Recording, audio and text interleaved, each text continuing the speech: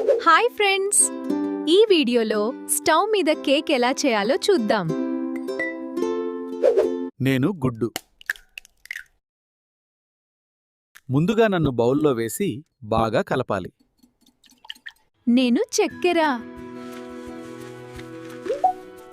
నన్ను కూడా వేసి గుడ్డుతో బాగా కలపాలి. మేం మైదా పిండి మరియు బేకింగ్ పౌడర్. ఇప్పుడు మమ్మల్ని వేసి మిశ్రమాన్ని మెల్లగా కలపాలి. నేను పాలు. అదే గిన్నెలో నన్ను వేసి మిశ్రమాన్ని మెల్లగా కలపాలి. మేం చాక్లెట్ చిప్స్.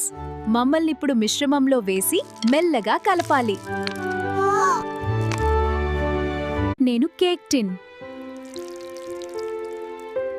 ఇప్పుడు ఈ మిశ్రమాన్ని నాలో పోయాలి. నేను బాండీ. ముందుగా నన్ను ఉప్పుతో స్టవ్ మీద 10 నిమిషాలు వేడి చేయాలి.